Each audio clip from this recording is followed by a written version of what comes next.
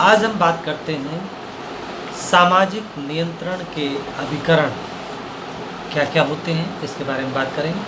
अभी तक हमने पिछले कई लेक्चर्स में सामाजिक नियंत्रण के सिद्धांत, उसके अर्थ पर बातचीत की। आज हम उसके अभिकरणों पर बात करेंगे। मेरा लेक्चर अच्छा लगे तो उसको लाइक करिएगा और हमारे चैनल को सब्सक्राइब करिएगा ताकि समय समय पर समाजशास्त्र की आपको सूचनाएँ, उससे संबंधित जानकारी आपको मिलती रहेगी। अब बात आती है सामाजिक नियंत्रण के अभिकरण।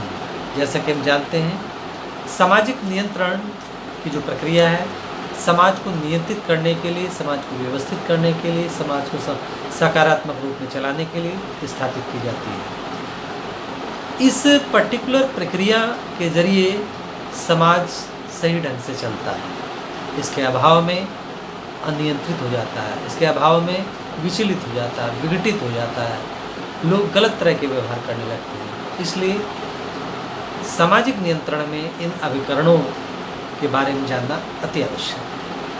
अभिकरण और दूसरा एक वर्ड है साधन। अभिकरण और साधन, इन दोनों का प्रयोग सामाजिक नियंत्रण में किया जाता है। अभिकरण और साधन को कभी कभी एक मान लिया जाता है, जबकि अभिकरण अर्थात एजेंसीज अलग है और साधन अलग है। व्यवस्था बनाए रखने के लिए दोनों की महत्वपूर्ण भूमिका है। समाज में सब कुछ सही ढंग से चलता रहे, इसके लिए अभिकरण और साधन दोनों महत्वपूर्ण भूमिका अदा करते हैं। अभिकरण क्या है? अभिकरण का मतलब ये है कि उन समूहों से है, उन संगठनों से है एवं सत्ता से है जो सामाजिक नियंत्रण को समाज में एक तरह से लागू करते हैं। यानी हम यहाँ पर समूहों की बात करते हैं, संगठनों की बात करते हैं, सत्ता की बात करते हैं, अर्थात ये सब मिलकर सामाजिक नियंत्रण में यानी सामाजिक नियंत्रण को समाज में लागू करते हैं। इनका काम लागू करना है, यानी इनके ज़रिए वो पर्टिकुलर प्रक्रिया होती है। जबकि साधन क्या है? साधन किसी विधि या तरीके से है। जब हम कोई विधि या तरीके की बात करते हैं, उसके द्वारा कोई भी अभिकरण या एजेंसी अपनी नीतियों या आदेशों को लागू करती है। यानी एजेंसी साधनों के माध्यम से नीतियों को, नियमों को लागू करती है। यानी यहाँ पर कहने का मतलब साधन और अभिकरण मिल के काम करते हैं सामाजिक नियंत्रण को, व्यवस्था को लागू करने, यानी सामाजिक नियंत्रण को स्थापित करने में। यानी सामाजिक नियंत्रण में हम अभिकरण और साधन दोनों को लेते हैं। हम अभिकरणों के माध्यम से एक पर्टिकुलर तरीके से, एक पर्टिकुलर विधि से हम लोगों को सकारात्मक दिशा में चलने के लिए प्रेरित करते हैं, मजबूर करते हैं। साधनों में हम क्या कह सकते हैं? जैसे प्रथा है, परंपरा है, लोकाचार है, हास है, व्यंग है, प्रचार है, जनमत है, कानून है, पुरस्कार है, दंड है, इन सबको ये सब साधन है। अब हम बात करते हैं अभिकरणों की। आज हम कुछ मुख्य अभिकरणों के बारे में बातचीत करेंगे। जैसे एक बहुत महत्वपूर्ण अभिकरण है राज्य। राज्य क्या है? राज्य एक तरह से हम सभी जानते हैं कि मानव जाति का वह भाग है जो संगठित इकाइयों में निवास करता है। जो संगठित इकाइयों में निवास करता है, ऐसा बर्गस साहब ने कहा। मतलब बर्गस साहब ये कहते हैं कि राज्य मानव जाति का भाग है जो संगठित इकाइयों में निवास करता है। अर्थात जब से मनुष्य ने अपने आप को स्टेब्लिश तरीके से स्थापित करना शुरू किया, तब से राज्य का जन्म बताया जाता है। इसको पॉलिटिकल साइंस में काफ़ी डिटेल में समझाने का प्रयास किया गया है। इसी तरह से मैक्स वेबर कहते हैं राज्य एक ऐसा संघ है जिसके पास हिंसा के वैध प्रयोग का अधिकार होता है। मतलब राज्य के पास हिंसा का वैध प्रयोग का अधिकार होता है और जिसका अन्य ढंग से परिभाषा नहीं किया जा सकती। मतलब मैक्स वेबर यहाँ पर ये कहते हैं, अगर कहीं अव्यवस्था हो रही है तो राज्य हिंसा का प्रयोग करके उसको दबा सकता है। इसके लिए उसके पास अधिकार है, उसके पास ताकत है, उस वैध ताकत है। यानी कहने का मतलब उसके पास सत्ता है। इस तरह से हिंसा का प्रयोग करके भी वो अपने हिसाब से व्यवस्था को मेंटेन करवा सकता है। इसके अगर हम देखें राज्य को समझने के लिए, उसके 4 तत्व हैं। पहला तो है जनसंख्या, क्योंकि हम ये जानते हैं कि जनसंख्या के बिना तो कुछ है ही नहीं। जब हम राज्य की बात करते हैं तो वहाँ पर कुछ ना कुछ लोग होने चाहिए। कुछ कम हो सकते हैं, कुछ ज़्यादा हो सकते हैं, लेकिन जनसंख्या जरूर होनी चाहिए। अर्थात जनसंख्या के बिना राज्य की कल्पना भी नहीं की जा सकता, राज्य की अस्तित्व के बारे में सोचा नहीं जा सकता। इसलिए यहाँ पर जनसंख्या का होना बहुत जरूरी है। दूसरी, भूप्रदेश। भूप्रदेश के बिना राज्य नहीं हो सकता, अर्थात भूप्रदेश होना अति आवश्यक है। यह राज्य को भिन्नता प्रदान करता है। सरकार होनी जरूरी है। सरकार के द्वारा राज्य कार्य करता है, सरकार के जरिए राज्य कार्य करता है, अर्थात सरकार का होना अति आवश्यक है। सरकार के बिना भी राज्य की कल्पना नहीं की जा सकती। इसके अलावा प्रभुसत्ता जो कि बहुत ही इम्पॉर्टेंट है। प्रभुसत्ता राज्य की मुख्य विशेषता है। यह अनिवार्य तत्व है, अर्थात सर्वोच्च सत्ता, जिसके जरिए निर्णय अंतिम रूप से ले जाता है, अर्थात जो कुछ वो कह देती है, यदि राज्य कह देता है, वही मान्य होता है। यह सब प्रभुसत्ता के आधार पर होता है। यह अन्य संघों से अलग है। इस तरह से हम कह सकते हैं राज्य में एक तरह से जनसंख्या का होना जरूरी है, राज्य में प्रभुसत्ता का होना जरूरी है, भूप्रदेश का होना जरूरी है और सरकार का होना जरूरी है। ये इन चार तत्वों के जरिए हम देखते हैं राज्य बनता है। चूँकि राज्य में रहने वाले व्यक्ति इसके सदस्य होते हैं, अतः उन्हें अपनी प्रभुसत्ता को मानना पड़ता है, मानना उनके लिए मजबूरी है। इस आधार पर राज्य सामाजिक नियंत्रण करता है, अर्थात एक अभिकरण के रूप में राज्य एक महत्वपूर्ण भूमिका अदा करता है। दूसरा है परिवार। परिवार क्या है?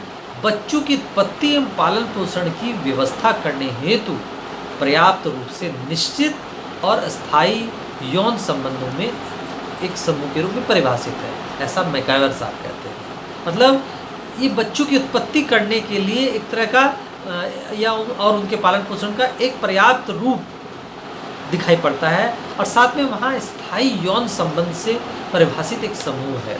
इसी तरह से डेविस कहते हैं परिवार ऐसे व्यक्तियों का समूह है जो रक्त के आधार पर एक दूसरे से संबंधित और परस्पर नातेदार होते हैं। यानी यहाँ पर रक्त संबंधों की बात कही है डेविस ने। इसका हम देखते हैं परिवार में क्या क्या होता है। पहला तो हम कह सकते हैं यौन संबंध। जब एक पति और पत्नी परस्पर यौन संबंध की स्थापना करते हैं, उस समय परिवार का अस्तित्व शुरू होता है। यहाँ पर उसको वैधता प्राप्त है यौन संबंध की। दूसरे, विवाह के प्रकार हो सकते हैं। विवाह के सरल तरीके भी हो सकते हैं और एक तरह से लंबा प्रोसेस भी हो सकता है। जैसे कि हम बात करते हैं हिंदुओं में एक लंबा संस्कार का चैनल चलता है, प्रक्रिया पूरी होती है। कहीं कहीं पर ये कोर्ट मैरिज के जरिए एक सरल तरीके से हो जाता है। इसके साथ साथ एक पत्नी वाले परिवार भी हो सकते हैं, बहुपत्नी वाले भी हो सकते हैं, एक पति वाला भी हो सकता है, बहुपति वाला भी हो सकता है। इस तरह से अलग अलग समाजों में अलग अलग रूप देखने में आता है। विवाह के दृष्टिकोण दिखाई पड़ते हैं। नामकरण का मतलब यहाँ पर इससे है कि परिवार में वंशावली का दृष्टिकोण अपनाया जाता है। वो पुरुष या स्त्री किसी के रूप में भी हो सकती है, किसी के वंश के आधार पर हो सकती है। इस तरह से हम कह सकते हैं पितृवंशी परिवार भी हो सकते हैं और मातृवंशी परिवार हो सकते हैं। यानी नामकरण हम पितृवंशी आधार पर भी कर सकते हैं, मातृवंशी। हालांकि संसार के ज़्यादातर देशों में, ज़्यादातर स्थानों पर हमको पितृवंशी परंपरा दिखाई पड़ती है। इसके साथ साथ आर्थिक व्यवस्था परिवार के साथ बहुत इम्पोर्टेंट है। प्रत्येक परिवार की आर्थिक आवश्यकताओं की पूर्ति के लिए परिवार को आर्थिक कार्य करने पड़ते हैं और परिवार का मुखिया इस कार्य को करता है। सामान्य आवास, परिवार के लिए एक सामान्य आवास की ज़रूरत है। परिवार के लिए कोई ना कोई आवास होना चाहिए जिसमें बच्चों का, परिवार के सभी मेंबर्स का लालन पालन पोषण किया जा सके। इसके साथ साथ इस प्रकार परिवार एक अभिकरण के रूप में सामाजिक नियंत्रण में अपनी भूमिका अदा करता है। यानी कहने का मतलब परिवार एक महत्वपूर्ण अभिकरण के रूप में कहा जाता है। इसके साथ साथ आर्थिक समूह, ये भी एक अभिकरण के रूप में देखे जा सकते हैं। आर्थिक समूह अभिकरण की सामाजिक नियंत्रण में एक महत्वपूर्ण भूमिका देखी जाती है। समाज में अंतर्निर्भरता ने अनेक आर्थिक समूह को स्थापित किया है। चूँकि एक दूसरे पर निर्भरता है, तो जिसमें एक रूप तो दिखाई पड़ता है जो किसी विशिष्ट कार्य के पालन पर आधारित है। जैसे कि हम कह सकते हैं ट्रेड यूनियन है, स्कूल अध्यापक है, डॉक्टर्स हैं, वकील्स हैं, इनके संगठन जो बने रहते हैं वो एक तरह के आर्थिक समूह हैं। दूसरे वो जो परिस्थिति और कार्यों की समानता के आधार पर एक ग्रुप्स बन जाते हैं। जैसे हम कह सकते हैं चैम्बर ऑफ कॉमर्स की बात करते हैं, रोटरी क्लब की बात करते हैं, जो एक तरह के आर्थिक समूह कहे जा सकते हैं। इनकी संख्या इतनी अधिक है, अनगिनत कह सकते हैं, बहुत अधिक है, और यह सभी मिलकर सामाजिक नियंत्रण के अभिकरण के रूप में कार्य करते हैं। अब इसके बाद आती है एक पड़ोस। पड़ोस भी एक अभिकरण के रूप में दिखाई पड़ता है। जो विशाल नगर होते हैं, विशाल नगरों में अधिकांशतः साथ रहने वाले लोग का एक समूह होता है। ये एक विशेष भौगोलिक क्षेत्र में रहते हैं। नगरीय पड़ोस में व्यक्तियों का घनिष्ठ संपर्क होता है। हम ये देखते हैं विशाल नगरों में जो नगरीय पड़ोस होता है, उनमें व्यक्ति आपस में रहते तो हैं लेकिन एक दूसरे के बारे में कम जानकारी रखते हैं, जबकि हम जब ग्रामीण पड़ोस की बात करते हैं तो उसमें घनिष्ठ संपर्क बना रहता है। नगरीय पड़ोस में रहने वाले लोग एक दूसरे के बारे में ना के बराबर जानते हैं या थोड़ा बहुत जानते हैं, जबकि ग्रामीण पड़ोस में एक दूसरे के बारे में काफ़ी जानकारी रहती है। पड़ोस चाहे गांव का हो चाहे नगर का हो, संपर्क में कम हो या अधिक हो, दोनों स्थितियों में हम यहाँ पर ये देखते हैं एक दूसरे का एहसास जरूर होता है, एक दूसरे की जानकारी जरूर रहती है। इस आधार पर वो कुछ गलत काम करने से, गलत व्यवहार करने से 10 बार सोचते हैं, 10 बार ये सोचते हैं कि अगर हम ऐसा करेंगे तो ये बात की शिकायत हो जाएगी, या कहा जाए वो अपने व्यवहारों पर नियंत्रण लगाते हैं पड़ोस के कारण। वो गलत करने से 10 बार सोचेंगे कि पड़ोसी हमसे बात नहीं करेगा, या पड़ोसी को लग रहा है कि ये गलत कर रहा है। तो पड़ोस भी एक तरह से सामाजिक नियंत्रण में अपनी एक सक्रिय भूमिका निभाते हैं। इसके साथ ही साथ वर्तमान समय में हम कहते हैं प्रेस भी एक अभिकरण के रूप में एक महत्वपूर्ण भूमिका अदा करते हैं। ये एक सामान्य शब्द है, प्रेस एक सामान्य शब्द है। इसमें समाचार पत्र आते हैं, दैनिक साप्ताहिक भी हो सकते हैं, अर्ध साप्ताहिक भी हो सकते हैं, विभिन्न प्रकार की पत्रिकाएं हो सकती हैं, सरकारी प्रकाशन सम्मिलित होते हैं। वर्तमान में इलेक्ट्रॉनिक मीडिया भी हो सकता है, इसके साथ साथ सोशल मीडिया भी हो सकता है। हम यहाँ पर ये बात करते हैं कि प्रेस एक अभिकरण के रूप में सामाजिक नियंत्रण में एक महत्वपूर्ण भूमिका अदा करता है। सामाजिक नियंत्रण के अभिकरण के रूप में प्रेस विज्ञापनों के माध्यम से पाठकों की रुचियों और प्राथमिकताओं को प्रभावित करता है। हम जब देखते हैं कि टीवी पे कोई विज्ञापन आ रहा है तो हम उससे प्रभावित होते हैं और हम उसके अनुसार कार्य करने के लिए तैयार होते हैं। तो एक तरह से विज्ञापनों के माध्यम से लोग की रुचियों को और उसकी प्राथमिकताओं को प्रभावित करता है। यह सूचनाओं को वैचारिक रूप में देकर लोग के विचारों में परिवर्तन करने का प्रयास करता है। सरकार भी कभी कभी प्रेस के माध्यम से इस तरह के कार्य करवाती, इस तरह के प्रोग्राम करवाती है जिसके जरिए समाज में नियंत्रण स्थापित होता है। लोग एक सकारात्मक दिशा में, एक पर्टिकुलर दिशा में विचार करने के लिए, व्यवहार करने के लिए तत्पर होते हैं, तैयार होते हैं। लोगों को संपादक के पत्र के माध्यम से अपनी जो निराशाएं हैं उनको प्रकट करने का एक अवसर भी मिलता है। इस तरह से हम कह सकते हैं प्रेस एक अभिकरण के रूप में, जैसे हम कह सकते हैं रेडियो की बात करते हैं, टीवी के माध्यम का बात करते हैं, चलचित्र के माध्यम की बात करते हैं, इनके माध्यम से भी एक तरह से समाज में नियंत्रण स्थापित होता है।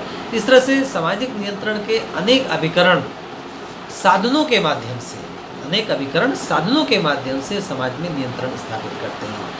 हम इन अभिकरणों का प्रयोग अपने दैनिक कार्यों में, दैनिक व्यवहारों में देखते हैं और इन अभिकरणों के जरिए समाज में व्यवस्था मेंटेन होती है। आगे हम अभिकरणों के पश्चात हम कुछ साधनों की बात करेंगे अपने नेक्स्ट लेक्चर में, इसलिए हमारे नेक्स्ट लेक्चर को सुनने के लिए आप थोड़ा सा इंतजार करिएगा।